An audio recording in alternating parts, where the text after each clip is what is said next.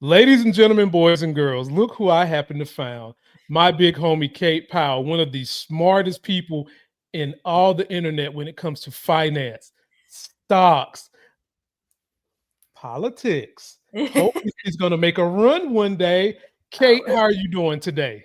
I'm okay, but don't put all the pressure on me, man. Like I don't trade or anything like that. So I just You- make fun of but everyone to who know, but to know the knowledge, you don't have to be a trader. You are so versed in understanding what's going on in the markets, and you've been pinpointing to people how we're sitting on the verge of a bubble, yeah. and there are a lot of great creators who are in it. I'm a trader, and I can tell you things are turning for the worse too. But before we go there, let everybody please go follow this young lady on TikTok. She does an amazing job. This is her second time on the show, and she's already in the Hall of Fame on this channel. Already, she's a Hall of Famer, and she does good work. And we've got a lot we're going to cover. We're going to cover what's going on with this AI bubble. We're going to cover how the Democrats wet the bed with the ACA. I'm still mad about that to this moment. We're also going to talk about Dumb and Dumber, Trump and his acolytes, Stephen Miller and Stephen Miller's wife, actually invoking the name of Jennifer Welch from the I've Had It podcast. But before we get into all that, Kate, oh yeah, I got it for you, Kate. I got it. I I got it. I got it. Before we go there, Kate, please tell me, what have you had it with over the last couple of days? Oh my God. Well, I've had it with a couple of things. Okay. One, if we're gonna stick to like economic things, I've had it with people screaming about how it was the best Black Friday ever, and so nothing to see here, everything's fine. Yeah, exactly. My eyes rolled right out of my head. Let's just ignore every other economic indicator ever because Black Friday was quote unquote good. And define good, like, yes, dollar for dollar, maybe good as far as like products moving, whatever, as far as, like overall consumer participation. No, I think as those numbers come out, that's going to just look worse and worse. And yeah, so I'm real tired of people trying to grab tiny little bits of light and say like, see, everything else is like not a big deal now, because it is so disingenuous to the reality that we're feeling on the ground. It's very, I don't like to use the term gaslighting because I think it's overused, but it is gaslighting the people who continue to feel the economic squeeze. I get incredibly frustrated with people who are clearly in positions of privilege saying things like, "Oh, look, the shopping season on one day was fantastic." Not considering maybe that, sure, probably people have been saving up to do this one day and now they're going to scuttle back under the rock and hunker down because of the ACA, because of SNAP work requirements coming in, because of insert thing here. They're trying to have maybe a Christmas before God knows what in 2026. And anyway, so that's what I've had it with. I've had it with the cherry picking. And it's funny, I get accused of cherry picking all the time, that I cherry pick like one little data point. Oh yeah, all the time. I cherry pick one little data point, and that's how I come up with like the bubble talk and everything. And I'm just like, no, it's because I consume an absurd amount of information. And when you've got analysts from Bloomberg and analysts from like The Nation magazine all saying that there are problems at the same time, like there are problems because they don't usually agree with each other. And what those problems will look like as far as like how they manifest, I don't know. My crystal ball broke yesterday, but what I do know is that we're not okay, and I'm tired of people trying to say that we are. So that's what I've had it with. I am one. So I agree with what you said. And I'm also going to jump in with what you said in terms of I'm tired of them lying about the data. For one, some of the data they're not even printing out properly. They're Right. not even giving us the raw data because they know how bad it is. That's number one. And I'm tired of people who have money and privilege that are stumping for Trump, not understanding that this is a K shape we're in right now, where the people who are not really invested that much, they're losing worse. And basically only 10% of people are actively invested in the stock market. That can't be your barometer. And even that is showing cracks. Even that is showing cracks, ladies and gentlemen. For my folks who know, SQQ, jumping from 20 something dollars in 2 months to 70. The bearish inverse ETF. You know that. And then for those of you that follow the other parameters that follow trading in the stock market, crypto, treasuries, and the gold standard, the 10-year, are dropping like a rock. If you was to put a rock in the Titanic, it would drop before the Titanic. It is bad. So I am sick of that part too, that gaslighting of the economy and this running out whole hunky-dory Black Friday. That, folks, they neglect to tell you that a lot of the money that people are using is borrowed money. Yes. They neglect to tell you that there are so many outlets now, from PayPal to Cash App, that will let you borrow money as low as $50 up to some cases $1,000, and you pay it back later using middlemen like a firm, company called a firm. And I'm like, Kate, I'm running around researching this data because I make a living off of it. And they're not reporting to you how high American consumer debt is, because they want you to feel like everything is hunky-dory. Yeah, it's real bad. It's not good. It's not good, which leads me into what I've had it with. I've had it with the erosion of education. I'm calling this Trump era the delightment period, and Trump and his acolytes deciding what should be a professional career or not, so that you have to pay the most amount of money in paying back student loans. Yes. Why the fuck is a nurse not a profession? Right. Can somebody tell me that? Yeah. Along with a whole host of others that have been the backbone of this society since we started getting modern. I'm just using nursing because my real background is I'm a respiratory therapist. So I worked hand in hand with nurses when I was in the hospital. And it makes me so upset that people are tolerating us dumbing down education, thinking that it's cool to be dumb, and not going to the real people who have the expertise to do a certain job. You just find some quack on the internet to tell you how something should be with some conspiracy. I've had it. Kate, am I wrong? Should I go shoot myself in the foot? Please tell me what's going on. I pulled this data last week on the student loan and what's a professional degree and what's not and whatever. There's absolutely no correlation between the list that the Trump administration put out as far as employability, salary ranges, like all that kind of thing. The lists of degrees that they were pushing, a lot of them have very high unemployment rates upon graduation, and they don't have great earning potential. And then others that have low unemployment rates upon graduation and great earning potential are not on that list. They have, and this is numbers as of 2024. We're not talking about like I pulled something from like 2020 or whatever. It has no basis in reality or data. As usual, this administration is allergic to data, but this entire thing was like such a farce right on its face. I was like, it's not based in anything about whether or not the student would have the ability or the wherewithal to pay it back in an expeditious way upon graduation at all. It had everything to do with trying to push careers in finance, in tech, in theology was on that list. So like, the Christian nationalists got theirs with that. It's purely a political little stunt that had nothing to do with the real issue, which is making sure that higher education leads to gainful employment. I'm all about incentivizing any loan program or anything like that. First of all, I'm about universal education, but we'll just leave that aside for a second. Sorry. But I am all about making sure that we are being transparent and clear about what will and will not give you meaningful and gainful employment upon graduation. Love it for all of us. That stunt had nothing to do with any of it, and anybody who thinks otherwise, I mean, seriously, it was a very simple Google search. CNBC, I think, had collected the data from various sources. They had a really great summary on it. And again, the data was as of the end of 2024. So we're talking about like as recent as you can get for like real research.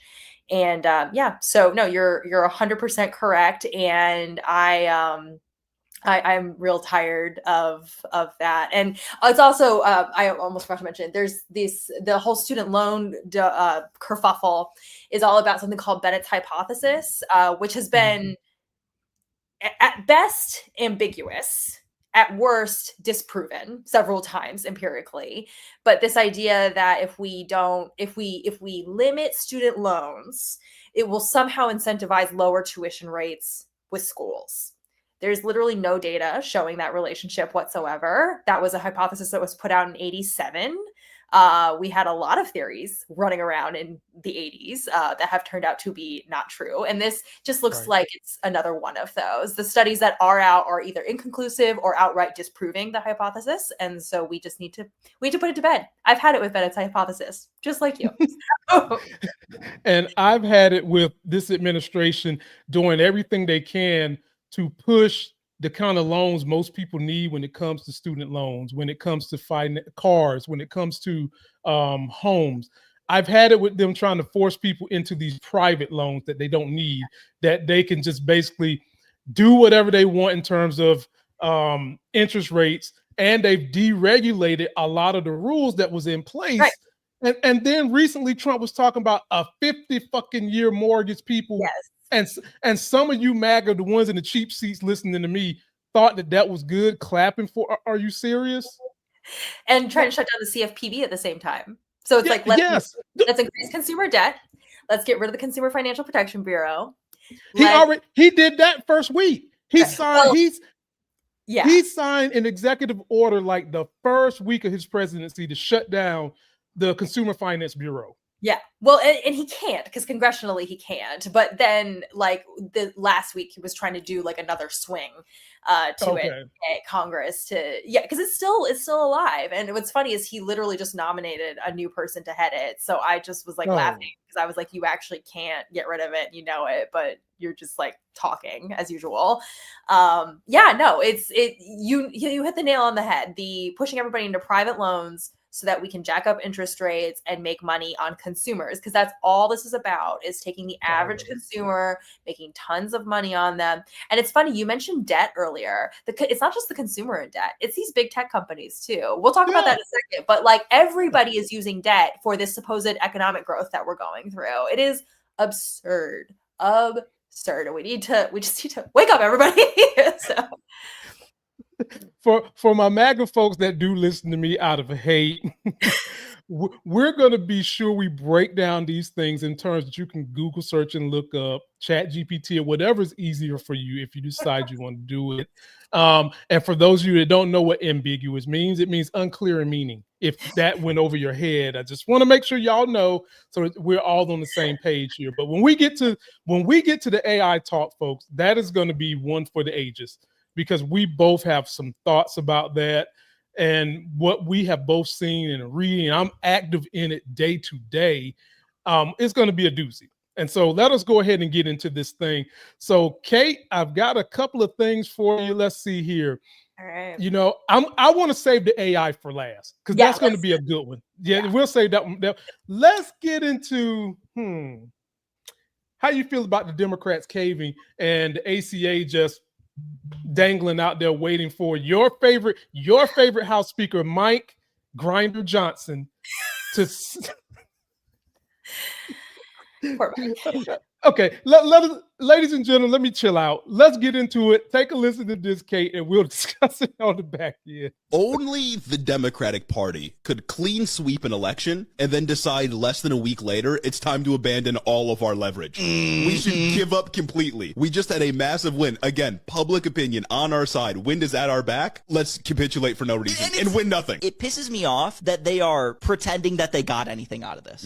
Because they got nothing out of this. Of the senators that caved, they're saying that like, oh, I fought to make sure that government employees that were laid off will be reinstated, or I fought to make sure that back pay would be secured for all the federal workers. Those were things that were already going to happen. That's not a win. Stop pretending you did anything. Yeah. Just stand on why you actually did it. Just stand on the idea that you opened the government back up because of Snap or whatever the it was, and that you didn't have the political will to put that on Donald Trump, who ultimately bears the responsibility for this. 3 of the Democrats that betrayed the party and voted to end the government shutdown also voted against a $15 minimum wage 4 years ago. It is the same people that are consistently undermining momentum or outright stopping any project that would make the party more popular or stand up against the right wing. It's insane. Like, because the party is not held together by any set of central ideas, there is no way to advance a project or a movement that actually holds a coalition together. And if we want to go anywhere with this party, and in fact, if we want to defeat fascism moving forward, we cannot allow these people to stifle any and all progress or any and all momentum. Incredible. Shout out to those brothers. Okay. I've rocks with them.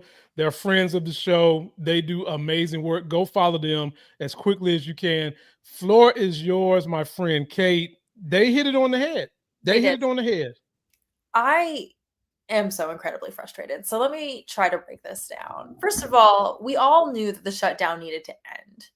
Nobody was advocating for a never-ending shutdown.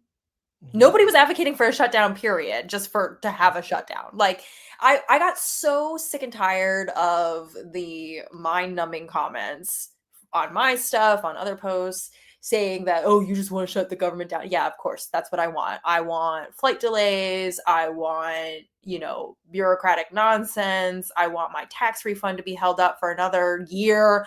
That's what I want. I want all the things, the services that people need and rely on to grind to a halt. Absolutely. Of course not. Nobody wanted that. What we understood is that this is political warfare right now for a couple things. For our democracy, for the literal lives of people who depend upon our broken healthcare system, and for, the rule of law. Like, those were the 3 things that were on the line. Those are big things. It was not, oh, let's shut the government down because we couldn't get 5 F-35s built instead of 4 in the defense appropriations bill. So let's just shut the whole thing. You know what I mean? It wasn't nitpicking over budgetary line items. I would 100% agree that is not worth disrupting the whole government, losing a bunch of economic, growth and whatever. But when we're talking about the underpinnings of our democratic system, when we're talking about the rule of law, following judges' orders, doing what we're supposed to be doing in co-equal branches of government, yada, yada. And when we're talking about, again, the literal life or death of somebody who cannot afford healthcare, again, in our broken system without these ACA subsidies, that was a good enough reason to go through some of the bullshit that comes with a shutdown and with the government coming to a screeching halt.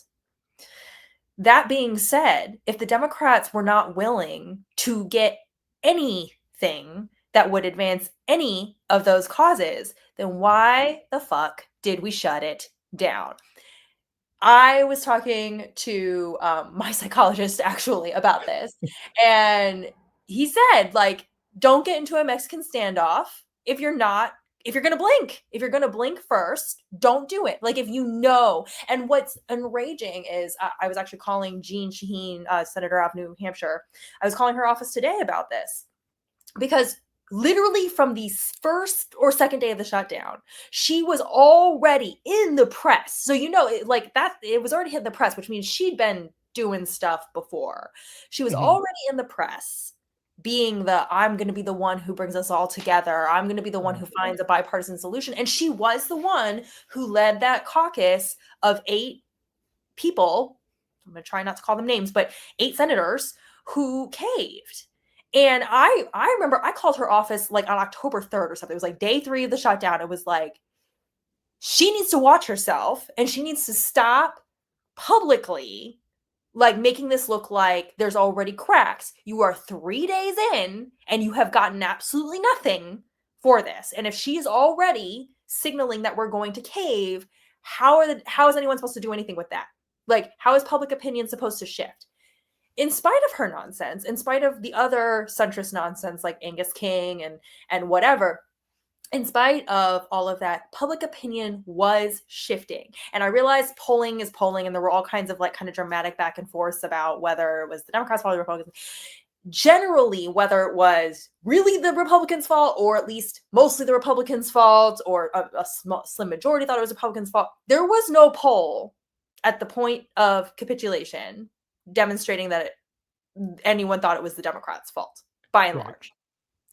And I realized, sorry, my screen just went weird for a second.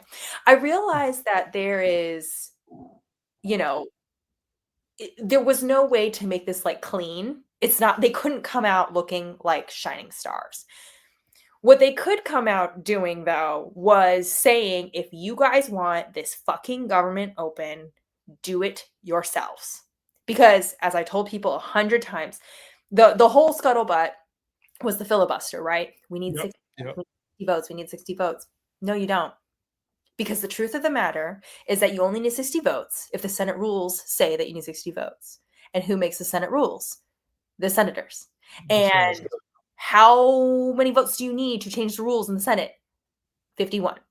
They had the ability to change the rules. And then I know there was all this debate about whether they could have like put the filibuster back after they suspended it. They could have. That it's all a construct. It's like I'm telling people. It's like if MAGA, because I'm going to refer to them as MAGA right now, if MAGA really wanted that government open on their terms only, and they really were willing to like own it, they could have done it at any time. Mm-hmm. They did not want to own it because they already own the big, beautiful bill. They did not want to own opening the government on their terms only with more nonsense. It wasn't a clean bill. No matter how many times people say it, you can say clean, clean, clean. It doesn't clean anything. There were things put into it, including like the senators being able to sue the Justice Department and like all kinds of all nonsense was snuck into it anyway. So this whole like, we're not asking them to do anything but a clean bill. It's just, and we all knew that was going to happen, which is why we said, hold the goddamn line. The line. So you didn't hold the line. Nope. And now, as of today, even I was, they're back at work finally. They took another week off last week because, oh gosh, like we've worked so hard this year. So they're finally back at work, and Thune is already saying, yeah, I don't think we're going to have an ACA deal by the end of the year. No. Which I'm like shocked and awe. I wasn't even mad. I was just like, yeah. And I don't even think we're going to have appropriations bills by any new appropriations done by the end of the year either. No. Again, shock. I'm shocked. I'm so like, this is my surprised face that we are not motivated to do our jobs now that the pressure's off. Yes. And I know that Mike Johnson was doing this whole show of like, I'll just keep the House shut down. You know what's so interesting is that when it came to open the government, they did pass 3 appropriations bills for FY26. They were all the Senate versions of the bills. At the end of the day, in the whole like deal that we've got going on in this present Congress, in the 119th Congress that we're dealing with right now, the Senate holds almost all of the power. Just because of the way it's constructed, because Mike Johnson's a weak leader. He doesn't know how. He has no interest in building caucuses. He is a slave to Trump. Thune has a bit more of a backbone, so he is able to actually caucus. Johnson has 0 of those skills. Like, why Louisiana puts up with him is just beyond my understanding, but we'll just leave that to the side for a second. So the House is, at the end of the day, when it comes time to like do whatever, John Thune is the way that's going to happen. And if John Thune was under the impression from the Democratic Party that they were going to hold the line and say, fuck you, either change the Senate rules and do this your damn self, and then we'll see you at midterms, or you can actually caucus with us and we can actually pass some real legislation. If they had simply made it a binary that you have 2 choices, pick one, but the choice we're not going to make is voting with you to open this government without healthcare subsidies, without protections from OMB, without making sure that we follow court orders, like, and the law, and like whatever. Like, we're not going to do it. Then John Thune would have fixed it. I'm convinced because Thune is not Johnson, and they were just like, oh, like he wasn't going to move. I'm like, yeah, he wasn't going to move because you kept signaling to him that you were going to move. Yes. So anyway, I know that was like really long, but just the three, like you didn't get the what you wrote into what the Democrats wrote into the continuing resolution were all things that needed to happen. Right. Stopping Russ Vogt from being the king, like he's been trying to do. Stopping the overreach of executive branch power into congressional budgetary power, stopping rescission, stopping all that bullshit. And then the ACA subsidies and most importantly, rolling back the healthcare cuts from the big beautiful bill. All of those things needed to happen. And I for one, and I know I'm just one voter, one person, but I for one would have been satisfied if you had gotten even one thing, prioritizing probably the lives, right? The healthcare. Like that's like the big thing, like the people literally dying, right? Like we need to deal with that. But you got absolutely nothing. And now they're sitting there going like, oh, appropriations. Oh, so they're going to try and make you swallow another continuing resolution in January. The people don't trust you anymore because you gave up. I'm not going to rally my people to try to stop you from that in January. Why would I do that? Like, for what? To get excited about what? It's too late for premium increases. The premiums are going to go up. It doesn't matter anymore. It doesn't matter anymore what we do with the subsidies. Like the subsidies will stem. They won't even stem the bleeding. If we get subsidies, which it doesn't look like we will, Thune has absolutely no intention of getting subsidies to anybody. Even if we got subsidies, it would stop amputations. There would still be lots of bleeding. There would still, and I'm being metaphorical, obviously, but right. There's plenty of people who will still lose coverage because the premiums have gone up so high that subsidy or no subsidy, they just can't afford it. And then there will be some people for whom the subsidy will just be able to make them afford it, and then they will have nothing else, and then they will maybe starve to death instead or get kicked out of their house or whatever. Like it's a complete disaster. And I'm speaking as someone who is not personally affected by any of this. Unless my circumstances drastically change tomorrow, I can weather through this. But I am so fucking angry that we didn't get one goddamn thing out of this for millions of people who will either lose coverage, have to get shittier coverage that doesn't really take care of them, or will end up losing their jobs because they're government workers who can't be protected because Russ Vogt is still just doing the most. I could go on forever, but I'm infuriated I'm still infuriated by all of it. And I think that it was a huge mistake. It was even worse that it was literally days after the state and local Democrats. And I really want to emphasize this point. The state and local Democrats did the fucking work at the beginning of November. Yes, they did. And to have the federal level ones just go like, thanks for that boost. Now we can go home because we're tired of fighting this fight was what a slap in the face to all of them. Oh my God. I was like, and then I'm listening to like apologist journalists and whatever trying to make excuses for the federal level Democrats. How I saw one today that was like, people need to stop saying they're going to run for something without any political experience, yada, yada, yada. And I'm like, fuck you. What? Bring on the groundswell. I can't. Yes. I want to see every local Democratic chapter being like, I'm going to primary you. I'm going to do this and whatever.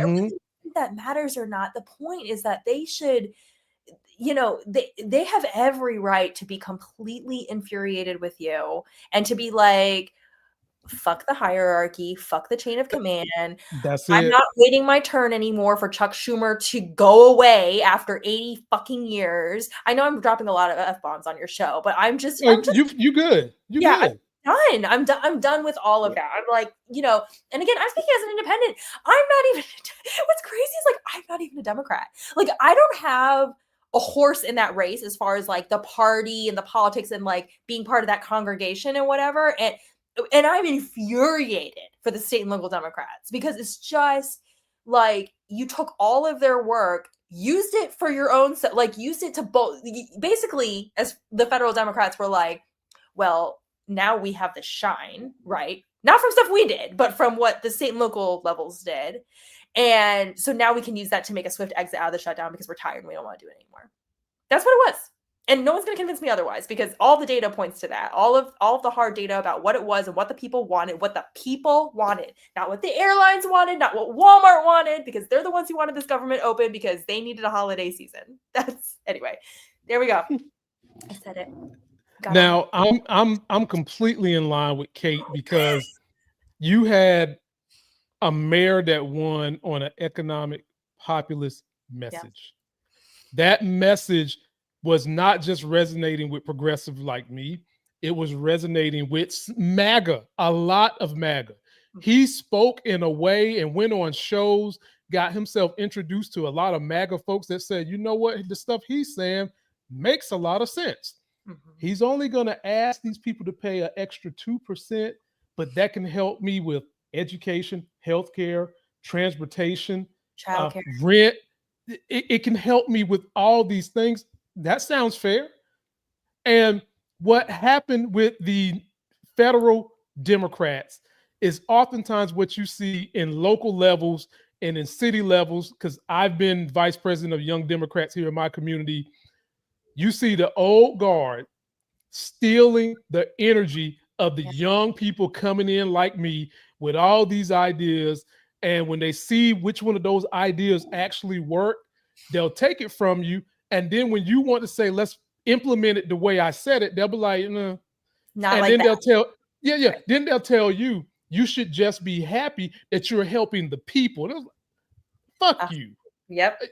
How are you going to implement what I know the people want, and you're going to halfway do it because you're beholding to your benefactor that's sitting above you?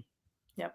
That's what happened with the federal Democrats. Yep. They have benefactors who love a specific country, who has a war criminal running the country, and they said, it's time for you to cave. And I'm sorry, Kate, but that fucking Fetterman, Lord, I'm so done with him. He's not a Democrat. It's really hard. It's really hard to even take him seriously because it's just like, well, you're not a Democrat. Like, at least just be an independent, move on. Like, at least that. Like, if you don't want to say you're a Republican, fine. What I don't care. But like, it's bizarre. Like, there's literally nothing he stands for that is of the Democratic Party. Nothing. He is one person who has voted against increasing minimum wage every time it brings up while he's been in office. Right. Come on, man. He's insane for Pennsylvania, by the way. For Pennsylvania, representing the constituents of Pennsylvania, I'm like, I don't understand why y'all keep voting for him. I mean, I understand what it's big money. Like, we all know what the real cause is, but like it's it's anyway, infuriating. Yeah. Wow. Ladies and gentlemen, I told you was going to get that heat. And if you go to her TikTok, you can oftentimes catch her doing videos where she is literally calling politicians. And you do not want to miss any minute of those phone calls. Now, a lot of you might hear a voicemail, but I'm telling you, she gives the damn best responses on a voicemail. Folks, you have got to go to that TikTok, show this sister some love, because you'll get all this in her own contained box. Now, Kate, I got one more for you. Okay. Stephen Miller. It's not hyperbole to say he's a white nationalist. That's not hyperbole. I can pull up verifiable evidence of that. And he's married to a woman who we would consider a minority. But a lot of people would say she's been MAGA-peeled. Well, they was getting into a debate on CNN, Abby Phillips, and they was talking about free speech and people saying this, people saying that. She gets cornered, and oftentimes when MAGA gets cornered on TV, they do a couple of things. Number one, the old playbook, they just try to talk over you, which I wish people would just start cutting the fucking mic. They do that. Number two, they deflect to something that they feel a little bit more confident about. And then number three, they will sit here and try to take whatever you're saying that is against them and turn it on you. Well, she tried to do that with Jennifer Welch of the I've Had It podcast. Take a quick listen to this. Get your popcorn ready because this is going to get low. Stephen Miller is a white nationalist. He reminds me of a Nazi. He sounds like a Nazi. His wife is the exact same thing. She continues to very histrionically go on cable news and faceplant. And I was just shocked to shit the other morning when I woke up and she's on CNN and she brings up yours truly. Let's play the clip. Hey, Tucker. Unacceptable. Don't do that. It's not up to you or myself to police speech in our country. I mean, shouldn't it be up to J.D. Vance to say this is not part of our movement? Are you okay? Are you okay with Nick Fuentes? Here we go. I'm a Jew. Do you want to go there? And let's say this. Yeah, I just asked the question. Was yes or no? Yes, I'm okay.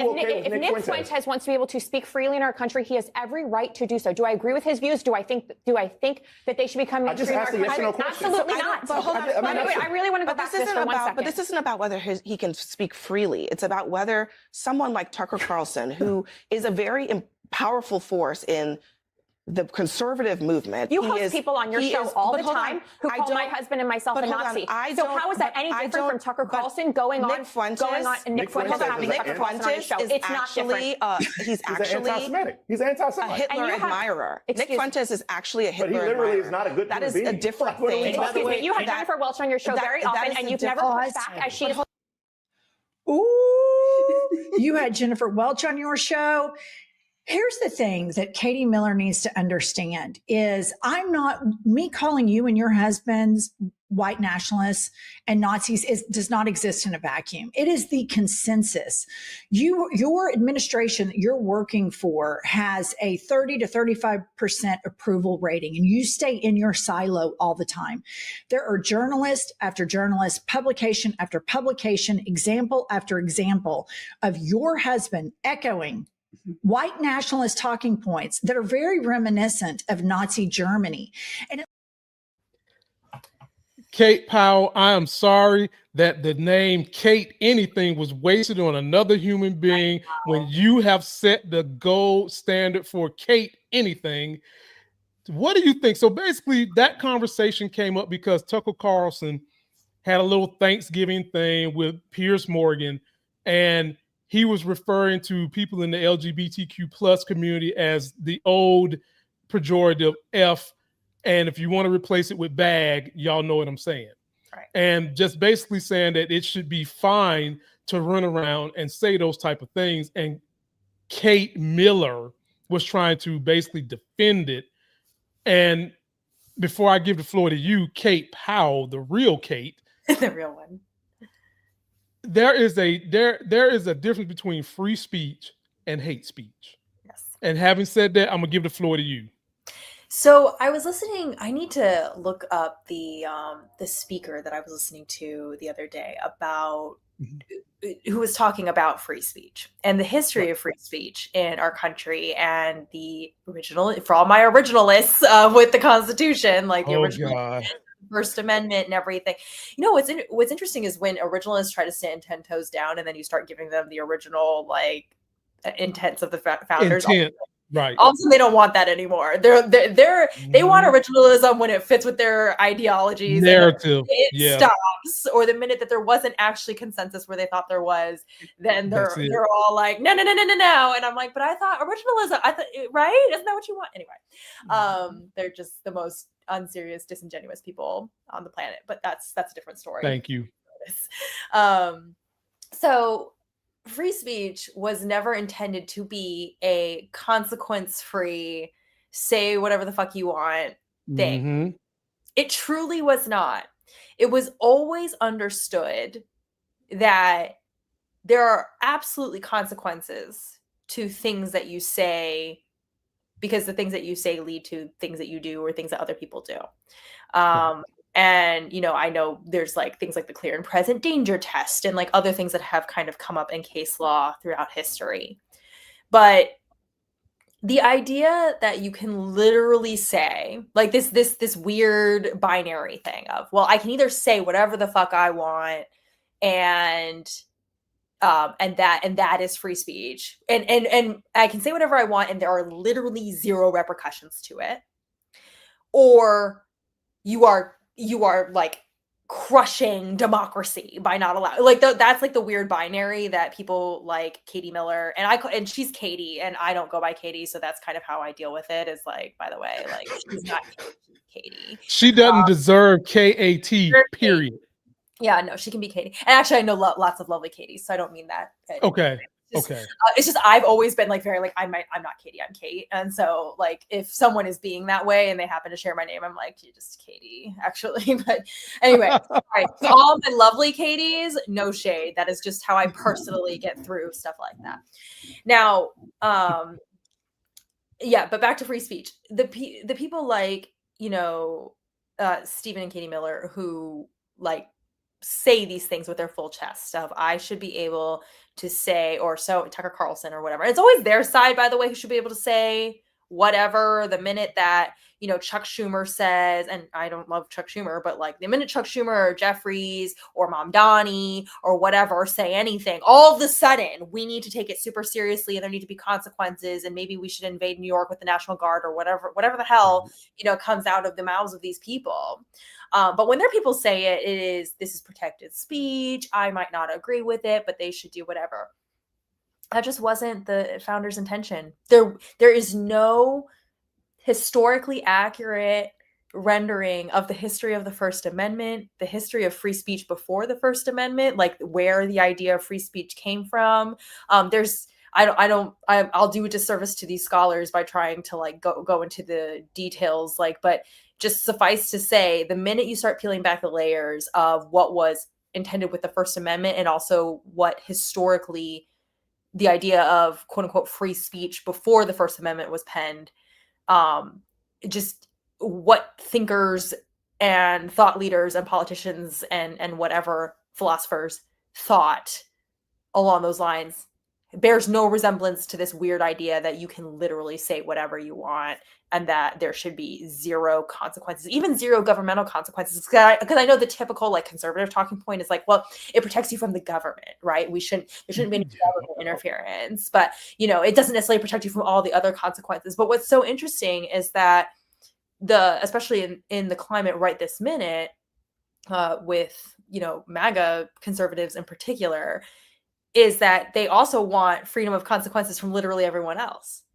You know, God, you know, and like, I condemned this right away, but like, you know, Charlie Kirk and his murder, I'm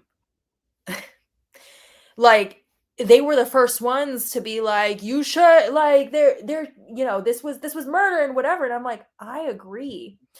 Yet at the same time, Charlie Kirk literally said that it was worth paying human lives, to protect 2A, which again, the Second Amendment, that whole, again, if you look at the history of that, even mostly because the founding fathers were trying to be racist, was never intended to be a universal right for everyone to own a weapon. It wasn't, because they had black slaves and they did not want them to all, you know, like they knew.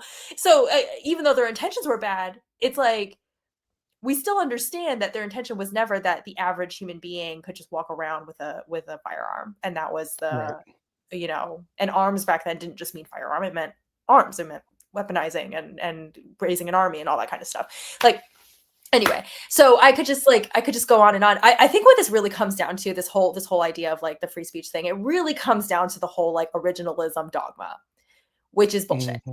And especially when it comes to the Bill of Rights, especially when you talk about amendments, the fact that we have a Bill of Rights at all, like if you go look at the Federalist Papers and like everything, you cannot with a straight face look at the history of those things and come out with the absolutisms and the binaries that conservatives in particular, but also some liberals are guilty of like not understanding as well. You just cannot come out of that with these like, which is these really poorly understood ideas of what those amendments, what those rights are.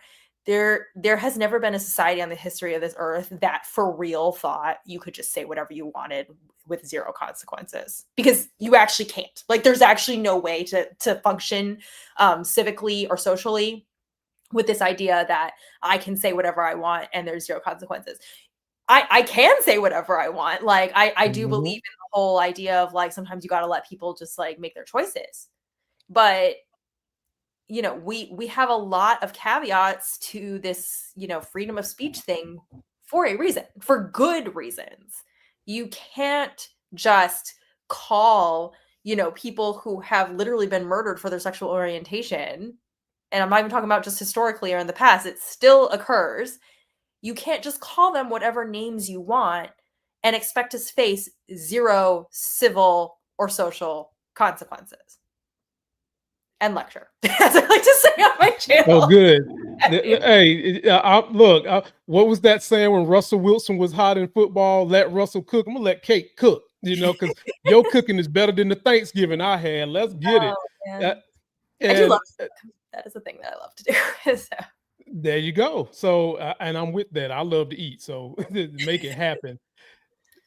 I want to echo some of the things she said from a different angle, because I think that she put a nice bow on the dogma surrounding these amendments and just the bull jive that people try to hide behind the amendment. First of all, the angle I'm coming from is when me and Kate first met, she knew I had a passion for, and even on this particular video, I've talked about it, education. Like I'm so big, and we need it. The minute kids almost pop out the womb, after they go through 2 weeks, we need to start educating them.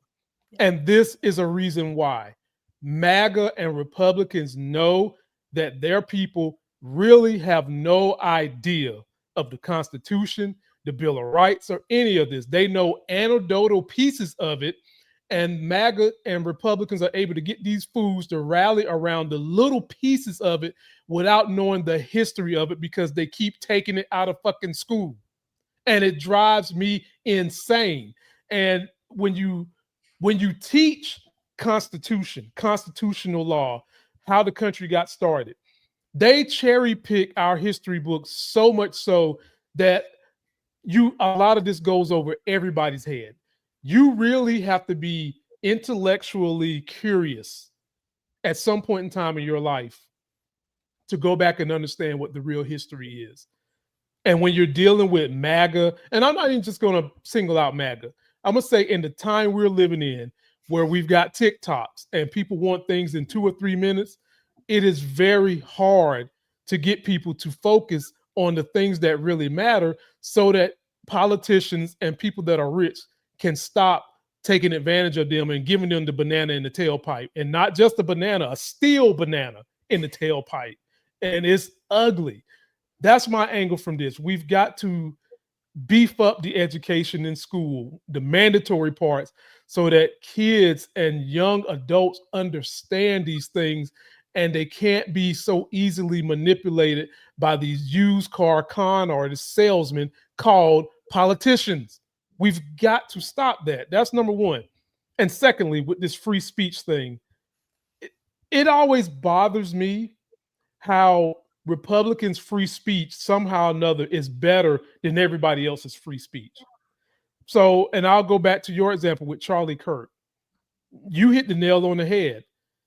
We wasn't supposed to exercise our free speech to say this man died, but in part he was championing the way he died. Right. We wasn't supposed to talk about the bad things he said about Black women. Right. We wasn't supposed to talk about how he was basically telling young white women that their whole purpose in going to college should be to go find themselves a husband, period. We wasn't supposed to talk about none of that. So their free speech was higher than ours. Mm-hmm. And at the end of the day, Kate said it best. Even if we got rid of the Constitution, the Bill of Rights, there's going to always be the law of consequences. You just cannot say whatever the fuck you want to say to everybody in every situation. No. You go run up in a LGBTQ club and you start calling them the F word, your consequence is liable to get your ass beat. Period. That's your consequence. You roll up in the hood as a white guy with a Klan mask on, you start calling black folks the N-word, you might not get back out of the hood. Or if you do, you ain't gonna be wearing your robe ain't gonna be white no more. So people, just take the Constitution out of it. Take all that. Speech has consequences. Yep. Like, stop having your brain bombarded with free speech, free speech. It's free, but the consequences cost. And I'll leave it at that so that we can get to the last segment. This is gonna, boy, buckle in, folks. This is the AI bubble. And Kate, before I kind of made a new political channel, I had a big channel that was mostly movie and TV show reviews, but there was a time where I was doing consumer advocacy stuff, finance, stocks, real estate, all the things that made me who I am today. I was doing all that on the channel. And so a lot of people had followed me from that point in time, and they've always said, Lamont, when are you going to talk about what's going on in stocks, tech, finance? When are you going to talk about that? And I said, well, get ready. I got Kate coming, and so we're going to definitely talk about it. So sit back, relax. This brother that I'm getting ready to present to you guys is a fantastic content creator. He was recently on the I've Had It podcast. He does such a great job of breaking down a lot of what's going on in the stock market when it comes to tech-heavy names. Listen to what he's got to say, and then me and Kate will wrap this thing up in a pretty bow and get you ready for Christmas.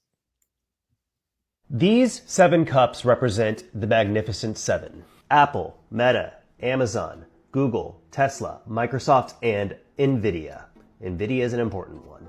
Together, they make up almost 40% of the entire S&P. Now let's show why people are panicking about a possible AI bubble burst. This is the money that is currently being poured into artificial intelligence by these companies. They're spending almost $500 billion in things like chips, data centers, infrastructure. Microsoft alone is spending nearly $80 billion this year. Meta is buying 600,000 NVIDIA chips. Amazon and Google are building city-sized data centers. And that tiny cup is the amount of revenue that's actually coming in right now from all of this investment. Not the hype, not the valuations, the actual revenue.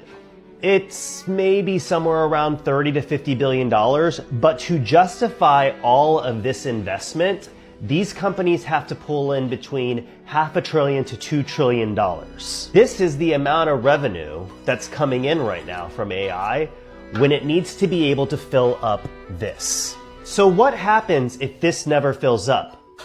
Just kidding, I'm not gonna break my glasses. Everything starts with NVIDIA. They are the backbone to all of these other companies right now because they produce the GPUs. If these companies start pulling back their investment into AI, that impacts NVIDIA the most. If NVIDIA falls, these other companies also fall, and the entire market falls. The problem right now with AI is that there is so much investment going into it, but there is so little actual revenue coming out of it.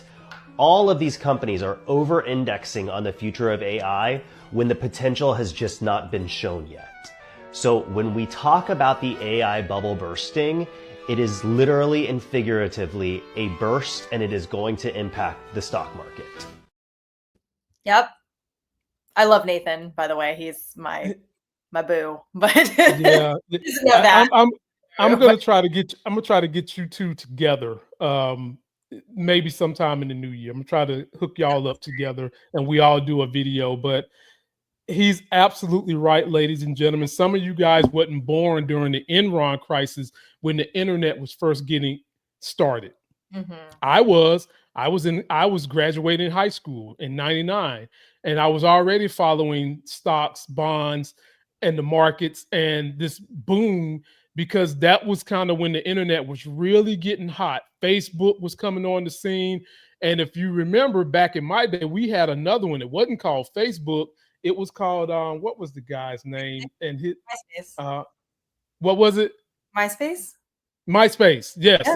That was the one that was big time in the beginning, MySpace. Tom was the guy who started it. Yep. And he blew up. Yep. He started trying to do all this investing in, and it never came back to him, blew up. Enron, same thing. They was pouring all this money into Enron. the valuation of Enron was going through the roof, ladies and gentlemen. Yeah. What happened? A lot of that money, 3 men ran away with a lot of that money. Now, they had 2 of them got some consequences, but really the people suffered. Yeah. The same thing is happening right now with AI people. Yeah. AI. Just think about all that money he just mentioned is being poured into it that's not coming back. And the reason why this is significant to you, maybe you're saying, I don't own stocks, I don't deal with stock, why should I care? Because when the market collapses, the things that you do matter because it deals with loans. Yeah. It deals with rates. It deals with inflation. It deals with the price of our money. And all these ancillary things that you don't think can go back to the market, it can, ladies and gentlemen. It most certainly does. And that's why people like me, Kate, we're worried. We see signs and writing on the wall. We're seeing treasuries tanking. Crypto is running backwards. I mean, running back like Neil Carter. Folks, we're getting it hit pretty bad. And it's very important that you guys keep up with it. Having said that, I'm going to give the floor to Kate. Drop the bomb on us. What are you seeing? How are you feeling? What have you been reading that you can give to the people? Yes, let us know. We got to know. We got to know. Good. So here's the thing. Like, you know, we got a really nifty thing called Sarbanes-Oxley out of the Enron scandal. And SOX is what most people know it as. And basically it was the reason that we had Enron was because of their ability to essentially cook the books. The financials that they were presenting to the world were not accurately reflecting how over leveraged they were. Their debt situation, the fact that everything that they had was underpinned by massive amounts of debt. And so then once, you know, all loans eventually get called in, and it's a much longer story than that. But to make a very long story much shorter, that is essentially what happened, is that when the bills came due, there was no actual money, and it tanked everything. So we got the Sarbanes-Oxley Act, which updated a lot of generally accepted accounting principles, made a ton of reforms to how you had to present financials, and all that kind of thing. The big beautiful bill took a bite out of SOX this year. We've had President Trump say things like maybe we shouldn't do quarterly tax returns anymore, which, you know, it's been hailed as like getting rid of red tape. For people like myself, I'm like, yes. So that means that if the bodies are buried, we have to wait 3 more months or 6 more months, or God forbid, a whole 12 months before we actually find them. Not great. You know, there's problems. We got problems down in River City, or trouble down in River City. I'm quoting the musical wrong. So really, again, to make a very, very long AI story short, there is all this investment going on. NVIDIA is the center of it. NVIDIA is what's crazy about them is that they are at the same time that they're selling all of these chips to these customers, they are also investing into those customers. So they are either guaranteeing or providing significant amounts of capital to those same startups, or to the Oracles, to the Microsofts, to the Metas, to the whatever. Like, it's all this one big pile of money that's just kind of circulating through. And today, as we speak, they just formed a partnership with Synapse. Yes. And that partnership is going to be a dual partnership where they are giving cash and they're including some of their technology as well. But just floor is yours again. Right. No, but that's exactly it, is that it's so convoluted now. And so it really is one of those things where if convoluted involved markets are not like necessarily a new thing. And in fact, we would say generally economically, if you talk to like a real economist, which I'm not one, but if you talk to a real economist, they would say like, you know, complex involved markets are usually good, because it usually means that they have less room for failure. The problem with AI is that it is, first of all, concentrated in the Magnificent Seven, as Nathan so beautifully illustrated. And it's also all built on debt. NVIDIA was pinned to the wall in their latest quarterly financials came out. And a lot of people who know a lot about accounting had a lot of questions for them about their financial statements, because if you look at their financials just on the surface level, and I went and looked at the finances that they had released on their official website. So I went and looked at their like balance sheet and whatever. And if you look at it, it looks fine. It looks pretty. It's like, oh, you don't have a lot of debt and you are bringing in lots of revenue and making a profit. Like they look like they're turning a profit. But even one of the deals that have been publicized, like one investment into one company would wipe out what they say that they've made in profit. So obviously people have had questions. They're like, okay, so if you invested, I'm just gonna make stuff up, but like if you invested $80 billion over here with Meta, how is that reflected on the balance sheet? Right. They have no answer for you. They do a lot of like blah, blah, blah, blah, nothing to see over here, you know, whatever. And it's just like, you know, and obviously very smart journalists, like, you know, financial reporters and whatever, like, no, really, like if you are making a quote unquote 50 billion, 5 billion, 100 billion, whatever the hell, you know, here, there, and everywhere investment, where is that money on this balance sheet? Because typically, you know, for those who are not accountants, when you make an outlay, it's called a liability. So your balance sheet is going to have your assets and your liabilities and your equity. When you say like, okay, I'm going to make a $50,000 loan to somebody for a startup, that would show up on your balance sheet as a $50,000 liability.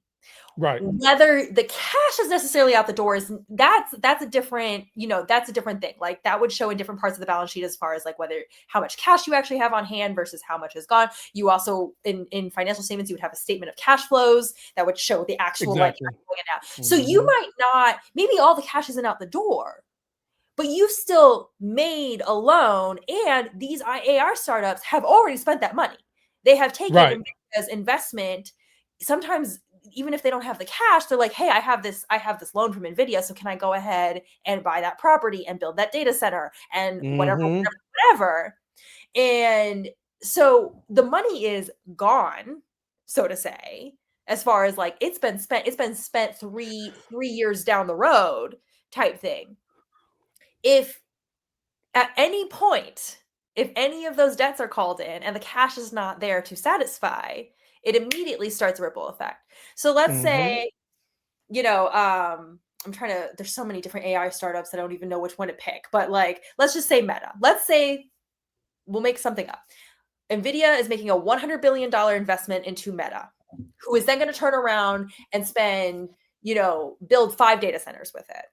And they build those 5 data centers, and maybe they only got half the cash up front, but they're telling everybody, hey, it's NVIDIA, it's a sure thing, right? Blah, blah, blah. So we can go ahead. This is how the credit system works. And it happens all the time. It's like, well, if you have a good guarantor, then people are willing to give you services and goods and whatever on the strength of your guarantor, not necessarily on the strength of your cash. So they might say, sure, I'll take 25, the construction company's building the data center, I'll take 25% for the project now, you'll deliver the rest upon completion, or maybe they might even have a longer term plan, like, you know, you can pay me 2 years from now or whatever. To Nathan's point in his original video of like how much revenue they're actually bringing in, that's how much cash they have to play with.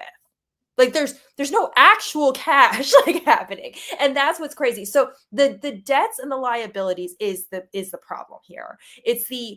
We can see, because there's a new press release about a new startup and a new investment every freaking day. There's a new one. There's a new thing, and it's getting NVIDIA, or it's getting Microsoft, or it's getting Oracle, or it's getting whatever, you know, whatever. And everybody keeps asking the same question. Where the hell is the cash? Because right now it just looks like you're all doing it on the backs of each other as guarantors, and that is like the magic cut trick. Okay, we can do this for a while, but eventually when you can command that much power and you have that much of the market under your control, and also when you have a regulatory environment like our current SEC, that is just like, do whatever the fuck you want, and the CFPB is being gutted, and like all this kind of, like all the things that we've talked about, these are all interrelated. You know, AI is in defense contracting now. Like there's a lot of really powerful, it's permeated defense contract, because it's in Palantir, it's in Anduril, it's in, like, that's a whole other subject that we could get into. Yes. But the point is that you have very powerful players who are willing to sit there and help keep the illusion of growth and stability there. So they can make this go on for a while. People think like that I'm like an AI doomer. I'm not an AI doomer. I actually was using ChatGPT for the last couple of years because I think it has some very useful applications. Definitely. I do not believe that it has the ability to literally replace humans on the job. I don't believe that. I think the technology has, like, we have some really great creators out there right now who are showing how poor this technology is at being self-sufficient. It needs human interaction to work. And it needs prompting. Right. It needs prompting, because if it prompts itself, it will go into a loop. And if it doesn't have prompts from someone who actually knows what they're talking about, it will start to hallucinate. This is all well documented. Like, everyone can see this. Like, no one's actually that confused. But we continue to sell either like the boomer or the doomer thing, right? The doomer is that they'll take over the world. It'll be like the Matrix. The boomer is that it's like gonna, replace all the workforce. We're all gonna be filthy rich. It's neither of those things. It's like the internet. It's a freaking tool. It is what you put into it.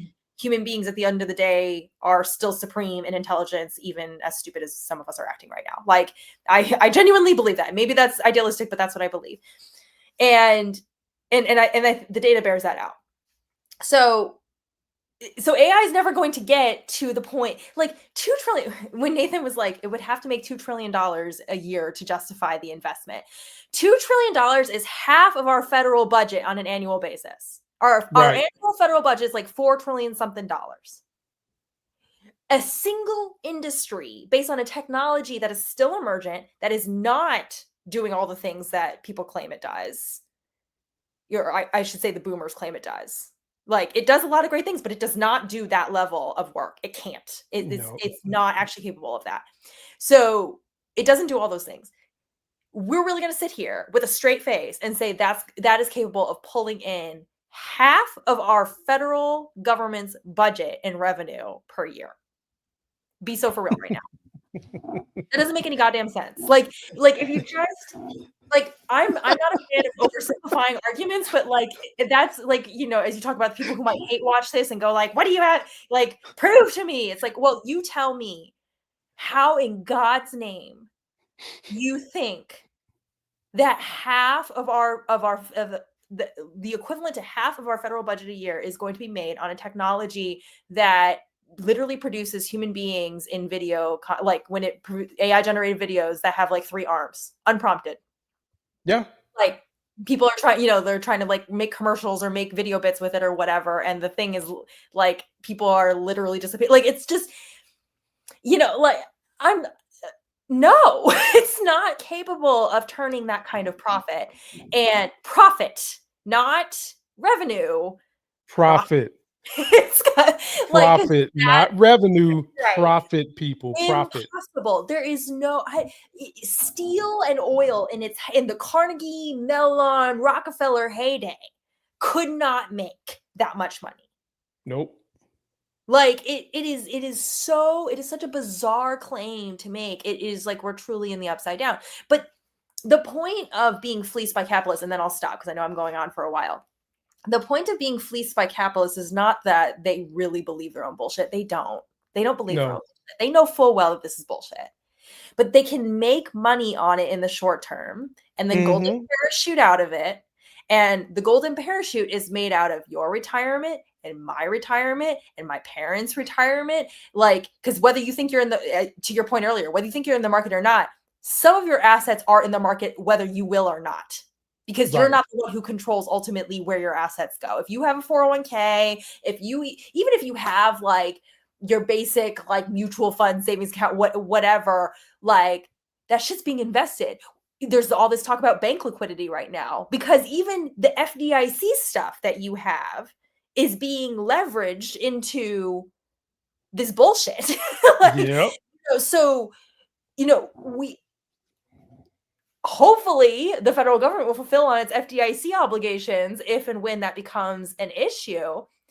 But this is like the first year that I'm kind of looking at stuff like that and going like, yeah, I freaking hope so, because the government so far, it used to be like you had a federal contract that was a sure thing. And obviously this year has proved to be like, that's not real. These things only, like these protections only work as long as we have policymakers and a regulatory environment that will make sure that it works and it makes sense. We don't have that. Exactly. I think it would be less dire if we had an administration that was more skeptical and was willing to follow through on the legislation that's already, this legislation is already on the books. Like I said, we got Sarbanes-Oxley out of all of this. We've had protections put in place from the last major corporate malfunction. Mm-hmm. But, you know, like, if barring a regulatory environment that's going to stop all of that. I mean, part of, you know, we had Sarbanes-Oxley, but then we got the housing crisis because we had an administration that didn't give a shit. You know, and Obama and then we got Dodd-Frank out of that, and right, exactly. they constantly poop on him and what that did to try to solve the problem that Republicans created again. Right. Again. Yeah. And then you have people like Michelle Bowman on the Federal Reserve Board, you know, saying we need to stop. We need to make sure banks can make profits. Like that's her thing. She was like, we have to not get in the way of banks making profits. Which she said this back in like April or May or something, and my eyes like boggled out of my head. I was like, when have banks ever been stopped from it? Like, please point to the time in history where banks have not made hand over fist in profits. I'll wait. Like there isn't one. Like even in the Great Depression, banking crisis or whatnot, there were banks who made out. You know what I mean? Like obviously there were plenty of banks that did not. But J.P. Morgan Chase. It's so Morgan funny. Stanley. I mean, I can name a bunch of them. Right. Did you see Jamie Dimon's video the other day where he was like, yeah, we have to be careful because this only works as long as this is my point. The administrative environment is the key, is the X factor here. Right. We've had bad actors in corporate capitalism always. They will always be there. Capitalism is just like, and by the way, I'm not a communist. Like, I'm a socialist, and I'm a socialist in certain industries. I like capitalism as far as like not education, not healthcare, and not housing. Like, get out of those things, and then you can have all the capitalism you want. I don't care. You know, like that's kind of how I feel. And even with that, Kate, I'm still for regulated capital. I'm not for exactly, totally regulated, right? Because you know, you still use our roads and our resources, and so you're going to pay your taxes, and you're going to be regulated, and you'll just deal with it. But you can still make a ton of money in that. Like, I don't understand what the problem is. Like, you know, make your millions and get out of my face. But so in that environment, sorry, it's just I'm real spicy tonight. I've had it, just like your girls have had, and so you can like you're going. Sorry, I got totally sidetracked. In capitalism, you're going to have these bad actors. You just will, and there's nothing to stop the Gordon Gekko greed is good from being a virtue that some people aspire to. Fine. Mm-hmm. Again, if we were in a different administration with a different regulatory environment, I'd be like, kind of sucks, kind of concerning, but like, fortunately, we have some guardrails and just don't play in that market and you should be okay. In this current environment, when, you know, our retirements are like private equity is moving into 401ks and like things like, and so people who they don't know better, or because they're not really the ones who manage their assets, they don't have a choice. Like, they don't have ultimate agency over where their stuff is. They end up being the exit equity for all of these fools. And, you know, that's why I was sounding the alarm about Peter Thiel getting out of NVIDIA. I was like, and he's not the only one. People thought I was just like making a big deal about, you know, Peter Thiel. He's a weirdo. Like, he's not. I'm like, SoftBank. Like, everybody is making a hasty, you know, move to the exit from NVIDIA. They might not be. And that was the 13F from the quarter that ended September 30. It is right. December 1, guys. Like, the last 2 months, we won't know those filings until the end of January at the earliest, maybe even later. Like, it might be closer to like February before we actually know what people did in Q4. And by then, I can tell you where a lot of the NVIDIA money went at. A lot of the NVIDIA money went into Google. A lot of it. Yeah. A lot of. So now they're doing this. Yes.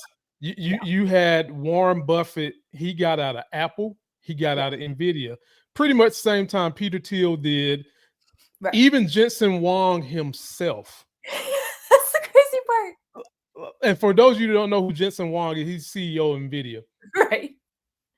He released that he put a lot of money into Google. Yeah. Peter Thiel came out and said, Alex Karp, for those of you who know Palantir, why are they putting all their money in Google? Yeah. Google is getting ready to start making their own chips. Right. And Google is profitable. Yes. Highly profitable. Yeah. Now, on paper, when it comes to evaluation, NVIDIA is evaluated more than Google. Right. But profit-wise, Google is bar none. Their stock is like $300 and some odd now. And for some reason, Kate, all the tech guys start just pouring all kinds of money into Google. Yeah. No, I think it's gonna be bad. And what sucks about that is like, Google will be fine no matter what happens. Right. As far as like the corpus of the thing. This is the other thing that I'm trying to emphasize to people. Like these people are going to get theirs because that's how it works. They're the insiders. They're going to make sure that they get no matter what happens. Exactly. You will not. You will lose. The house wins. I think I made that joke in one of my videos. The house wins every single time. And these investments are really no better at this point. These AI investments are really no better than playing the slots in Las Vegas. You might as well just take your money and go do that because you might get rich quick or you might lose all your money. But what I can guarantee is that you will lose a ton of money in the process, whether or not you hit some kind of jackpot, which is unlikely. And the house wins. Like the Mag 7 are the house. They're going to win. Like you said, Jensen Huang is already hedging his bets with the firm that was always going to be the heir of this anyway. Like Google is exactly. You know what I mean? Like it's like no one's confused. So NVIDIA like got the engine started, and now the ones who run NVIDIA are like running to the actual daddy, which is Google. In the meantime, and Microsoft, right? And Microsoft, and all these people who poured their money into NVIDIA and were like, "That's a sure thing," are like, I'm like, you guys are not you will not win this game. And again, if we had actual regulatory environment, I would be less like, oh my God. Right. But here we are. And again, and the way that, AI is in defense contracting now and everything, it's terrifying. It's all so scary. And OpenAI, Sam Altman's already doing the whole like, oh, we're too big to fail, and we've never heard that before.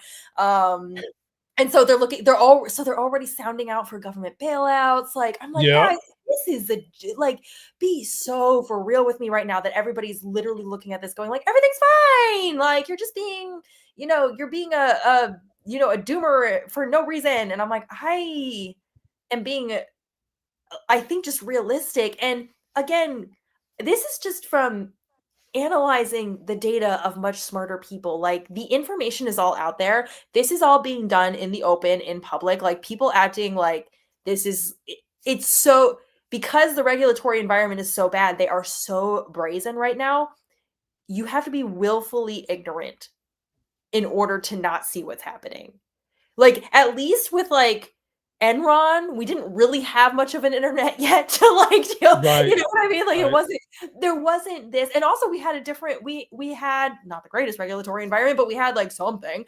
And like, they were at least a little bit like, had some sense of shame, and we're trying to do this in a back room, right? And even with the housing crisis, it was like it wasn't all out in front.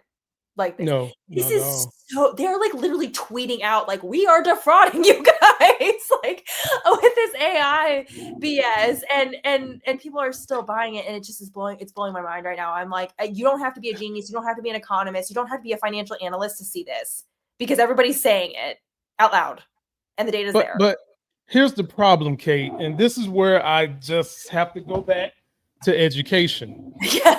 A lot of the people who listen to this stuff, they can't wrap their heads around financial jargon. They can't wrap their head around the astronomical amount of money we're talking about, for some people, it is so intimidating to them. They don't have any kind of intellectual curiosity about it. They just trust that Trump, they've heard for so many years, regulations is killing the business owners, and regulation is killing this guy who helps me have my job. We just need to let the government get the hell out the way. Right. And they don't realize that the government has gotten the hell out the way so that the wolf can invade the sheep's house. Yep. That's what I mean when I say, Kate, we've got to get back to educating people as early as possible so that they don't get thrown out here into this world not understanding a con artist. Yeah. Because people is getting conned, right? Whenever you see people who, and I'm talking about these tech billionaires, most of them, who were all lefty at one point in time, fraternizing with Trump. Mm-hmm. And these guys are supposed to be smart people. Right. And Trump, we know he's not smart.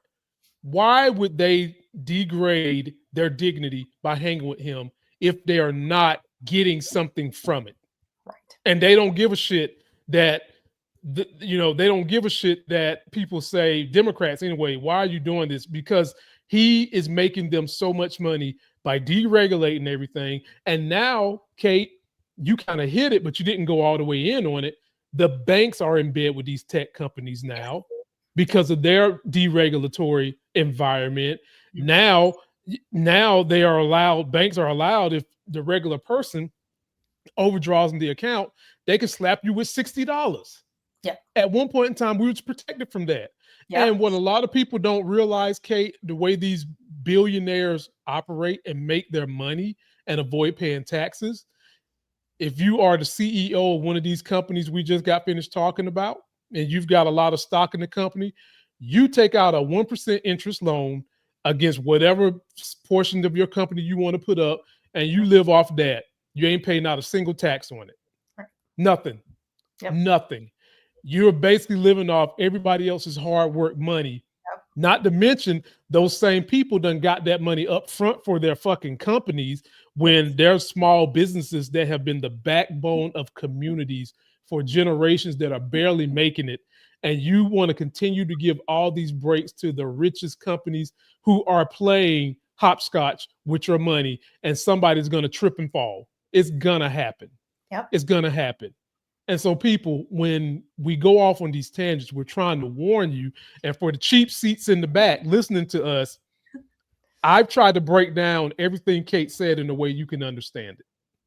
The best way you can understand it, so that you can actually go and try to look this stuff up on your own.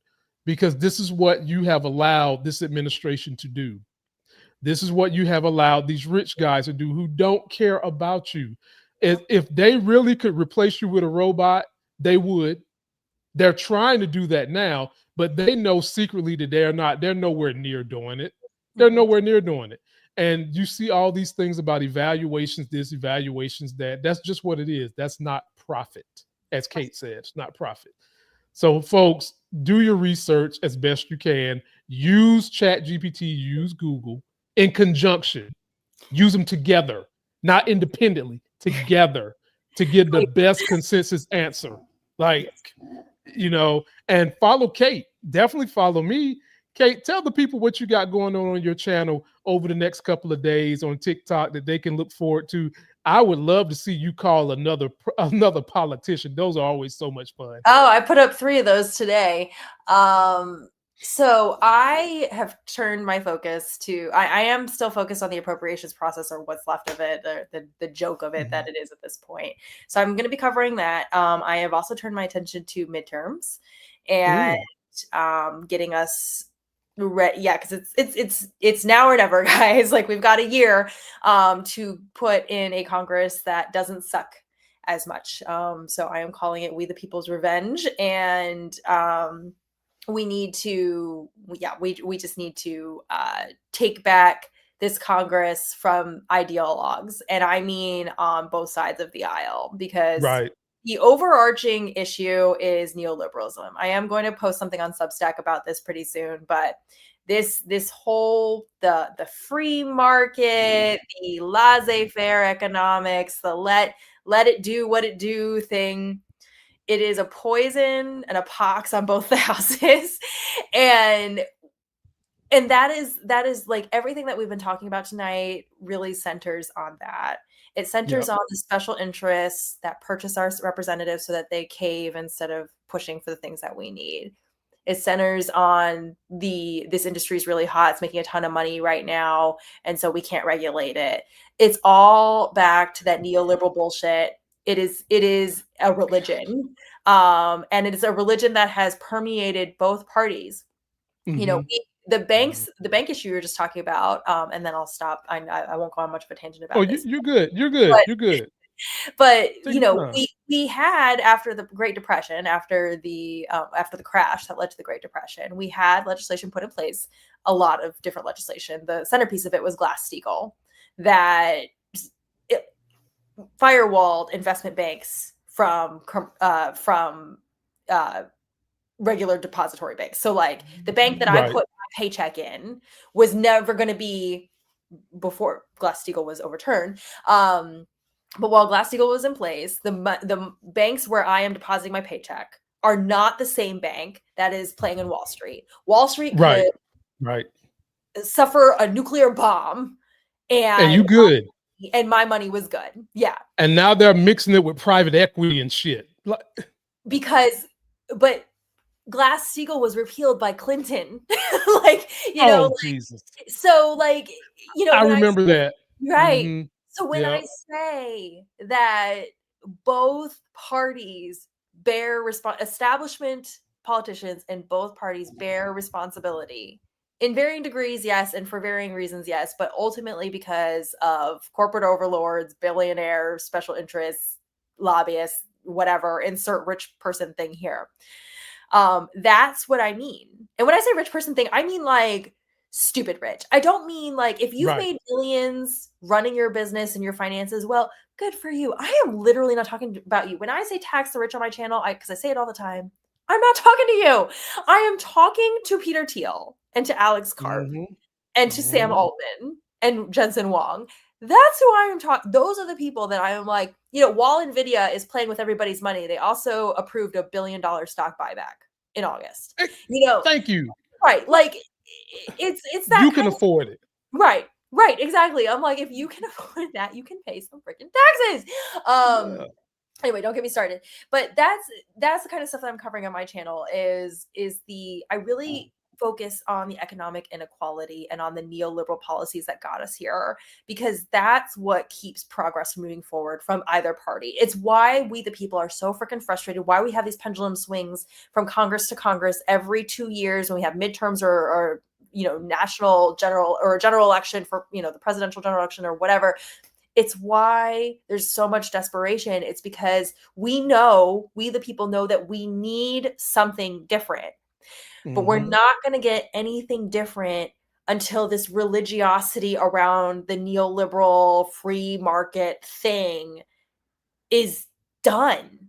And I mean, done. Like it needs to be gone. R.I.P. Right. RIP in the ground. Thank you for your service, but not really like spit on your grave type thing. Like it really we need to stop thinking that pure market solutions are the antidote to all things. They're not. When it comes to, like you said, education, when it comes to education, healthcare, I would argue housing to an extent, though, you know, I'm willing to play a little bit with capitalism on that. But like when it comes to those basic food, healthcare, education, those are really the three things that I'm like, capitalism has no place for that. No place in that. It needs to be taxpayer funded. There's plenty of taxes. And then, like I said, you can have capitalism all the day long with everything else. I don't care. Like, you know, do whatever you want. So that's my thesis. So anyway, that's what I've got going on my channels right now, is really just trying to get to the root of the reason when we talk about like the state and local Democrats having such a sweeping victory. They had a sweeping victory because they understood the affordability thing and the fact that they really needed to be able to just pay their bills. And it's that simple. It's just that simple. It's not really that complicated. It's not hard. So that's what we're talking about over there. Me and Kate get along so well because at her core, she's all about where I'm at with trying to bridge this gap of people really understanding how money works, how their money oftentimes is working against them when they give someone, the wrong people, their vote. And just bringing home from the stock market and inflation to your grocery mart and your house. And I married that with social justice. And I lead with the money, and then I show you how social justice ties into that. So that's why me and Kate get along so well. And we seems like we're having these nerdy kind of financial talks because we're trying to make sure you guys understand what is really at play. And there was like so many other things we could have talked about today that we didn't. We'll do another one another day. But Kate segued something that I'll get you guys out of here on. As we talk about how in this segment, Kate, we talked about how right now we're in an AI bubble, and that bubble, this new technology, is also being led by bank deregulation. You just hit on a point that we seen happen when Clinton went in there and shredded up the regulation for the banks. He was getting ready for the tech boom. And we saw a burst in that tech boom dealing with the banks. So folks, we bring it home for you here. We make sure we bring it home here. And we make that circle good for you, but please share our content. You know where to find me. You know where to find her. And until that next Sex is Hell team up, I'm going to get you guys out of here with Jasmine Crockett. This is my favorite outro. Take us home, Jasmine. Somebody's bleach blonde, bad built butch body. Somebody's bleach blonde, bad built butch body. Somebody's bleach blonde, bad built butch body.